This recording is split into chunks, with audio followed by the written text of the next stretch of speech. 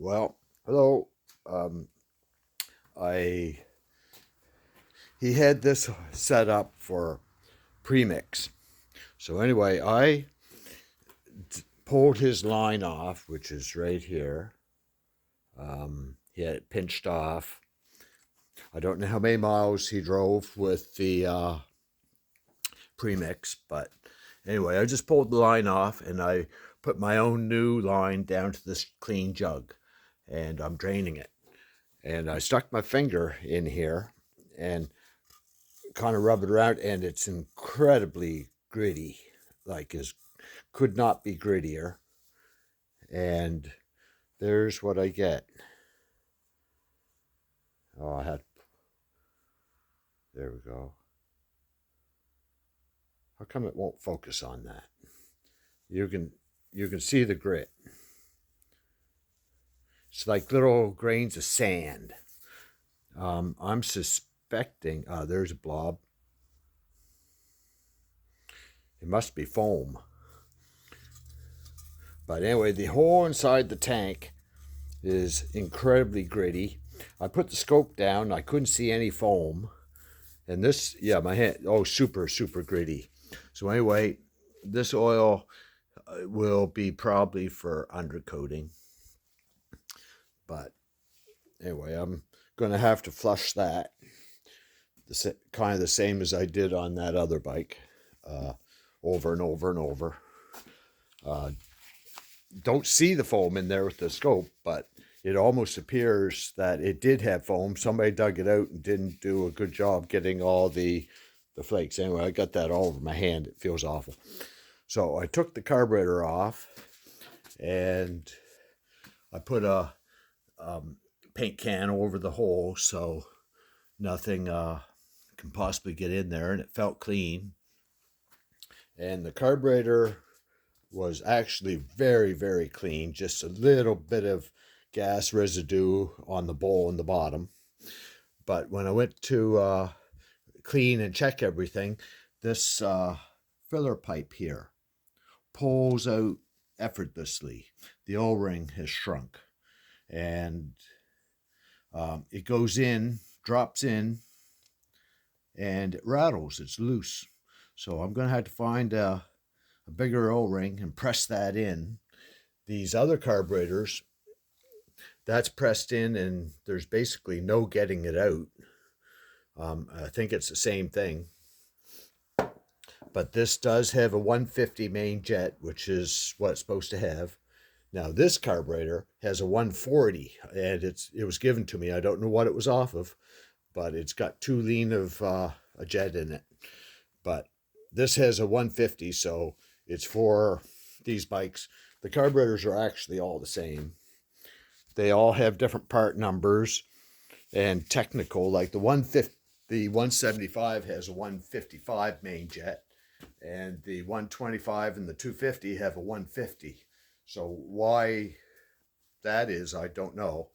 And the carburetors look identical, but they have a different number on them. And they're exact. They measure, and everywhere I measure, they measure exactly the same.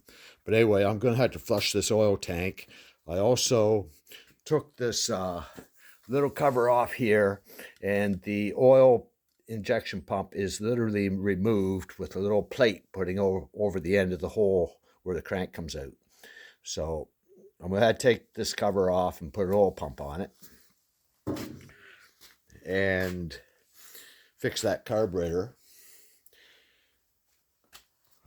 Yeah, that's really, really gritty in there. Really gritty. Yeah. So out here, my jug here has the old spray 9 in it that did the 3 tanks. And when I on those 3 tanks that I cleaned, when I sloshed it around, it turned into foam and deliquified itself into a foam. And anyway, I poured it in this tank and shook for 2 or 3 minutes, and it wouldn't turn into foam. So I considered it lost its bite. So I drained it out back into the jug and I consider it used, done. So I opened up my new jug here, and I poured half of it in this tank. And this tank is really dirty. It's got a lot of red, blackish goo in it. And I shook it around probably 10 times over the day. And tonight I'll drain it. I'm not going to drain it yet. It's only been about 6 hours. But I had to use my new K9 or new Spray 9. Kitty, kitty, kitty. He just came around. He's been sleeping all day. Oh, kitty, kitty.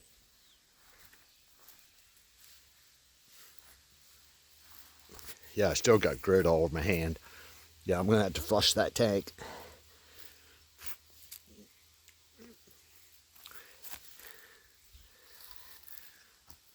So, anyway,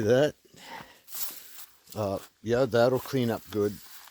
The Spray 9 is good for 3, like one, I only had in this jug here, there's only, just a little over a liter. Like, not very much, but nowhere's near enough to fill the tank. I just keep sloshing it around and the foam sticks it to the wall and it actually works. But it lost its bite, so I put new in. But I don't think the guy drove it much.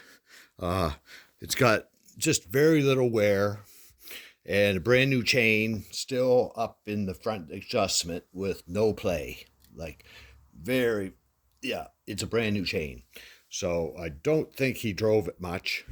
And by the looks of it, he didn't really drive it too awful hard. So, and I took this cover off and I grabbed hold of the flywheel and there's no play. It feels tight.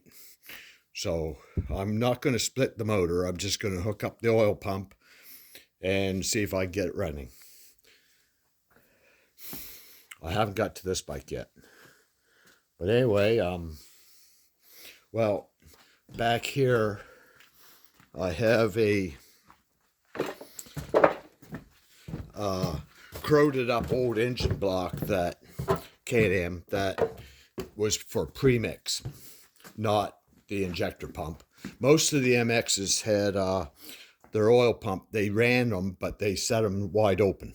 Well, this one here, quite corroded. You see this hole? Well, that's where the where the gas and oil comes in the crankcase, and it runs down that hole and gets to the back side of this bearing on the right hand side. And on this one, this is the oil injection motor. Here, there's a hole down in there for the oil that comes through this little hole from the pump, and there's no hole up here. So by not running the pump and that hole plugged, the oil doesn't get to this bearing on the other side. It gets to it just from the flow. It gets to it from the crankcase here in a little bit, but they like the oil going in the other side by the seal and coming out through. So that's why it's supposed to have that hole. But anyway, I might have got it might be okay, but I know the bearing feels tight, like on the flywheel.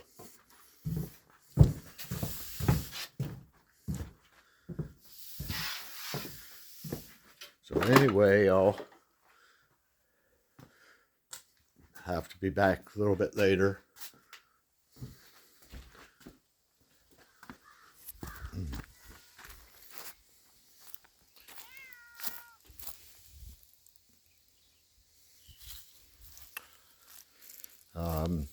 Well, good night. See you later and take care.